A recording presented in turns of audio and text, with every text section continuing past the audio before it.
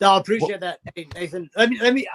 About Thunder, about Luke. Let me tell you, he was like a lot of people, of course, because this is a great opportunity, and that's why I really appreciate what you're doing with this Lifetime Achievement Award and actually getting people to know who Luke is, and obviously, I appreciate getting to know who I am. I always feel that I always said as a joke just to my friends, I'm maybe the most famous, unfamous Japanese wrestler in the world. So I do appreciate this. It really means a lot to me. And it's my honor, mate. My honor. For Luke, he was like, of course, because no one really knows this. To me, he's like Brock Lesnar. Yep. He was like ruthless.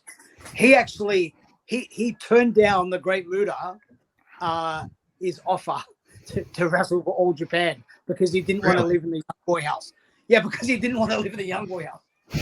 Like, I swear, no, like Gaijin wrestler would turn down Muta. He did a tryout for All Japan, right? And Muta goes, "Hey, we love you.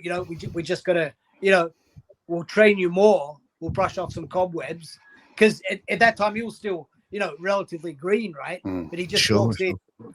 They basically just wanted him on look, and no, he turned it down.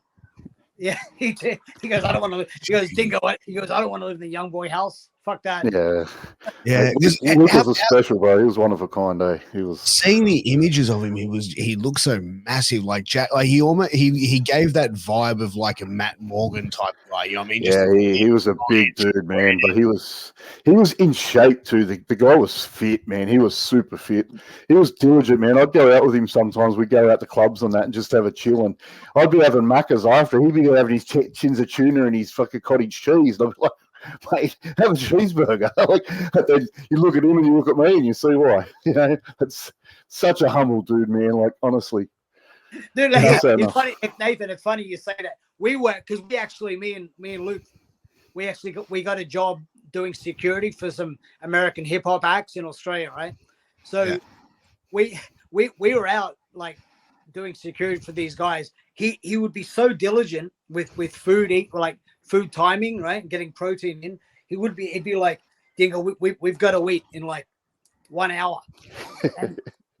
And no matter where we were, it doesn't matter if we're at clubs with quails picking up girls, he would just like brush them to go and eat.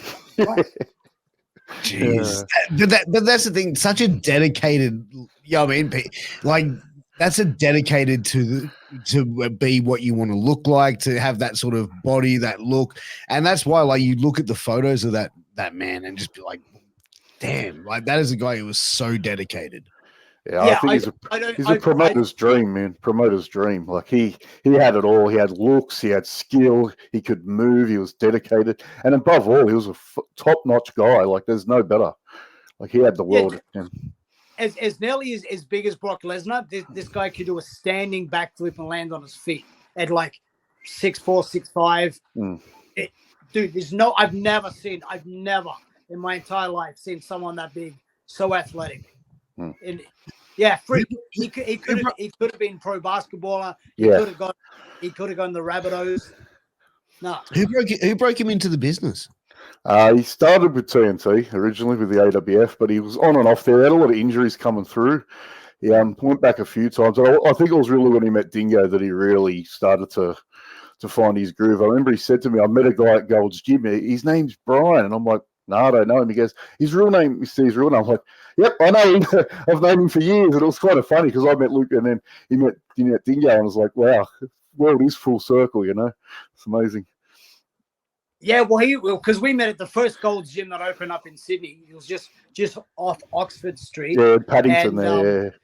And I met him there. He was actually training. He wanted to, because he had sort of he sort of nearly gave up in pro wrestling. He sort of was disgruntled with what he was doing, and he thought he knew like an IFBB pro bodybuilder, and so he started. He thought he'd turn pro in bodybuilding.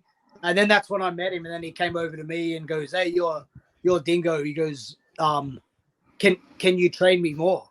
So I was like, I always thought of thinking about making a comeback, but when he asked me to like, hey, do you want like I want to be a wrestler. Can you train me? So then that's when I went, yeah, okay. And so I started training him at Father Dave's. He's a famous Christian preacher and he takes in Sydney. He takes in like, you know, down and out youths, and he's got a gym, he's got a boxing ring set up, and he takes them off the streets and trains. And Father Dave, you've heard of Father Dave, Nathan? Yeah. Yeah. So that's when we trained. It was just me and him. It just started off being me and him. Yeah, I remember him saying like he's learning so much. He's like, oh, this guy's amazing. I said, yeah, stick with him, man. Like I've known him for a while. He knows what he's doing. No, I appreciate that. Yeah, we became best friends ever since. Like, yeah, inseparable. We had set routines to be like, we get chicken and rice, Gold's Gym, chicken and rice. Yeah, it was like insane. What was he missing when you met him? Like, as far as like, what was he missing in the business that you saw when he started training with you? Just like, but like discipline. I think in like fundamentals and focus. Like he wanted at the start, he wanted everything big right now, right here. You know, that was just his personality. Everything right now. So I think because, you know, I'm not as big as attractive as him. Everything right now, what was never in my mindset, you know. To be honest, I think it was Dingo who was missing. Someone to mentor him, someone to really take him under the wing, really push him, you know. Him and Greg were as good a trainer as Greg is. They were very different people, and they just didn't. There was never any hostility. I just think he lacked the mentorship, to be honest, and I think that's what he found in Dingo. Yeah, thanks, man. Like, I do think that's what we had. That's definitely what we had, because he was very strong opinionated, and so you had to like, a lot of people couldn't handle it. He did not have many friends, you know, Nathan.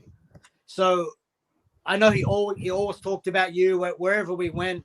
He was like, you know, talking about you. I think you and me were nearly like his only friends, man. But he was because he was just so determined. He didn't need friends.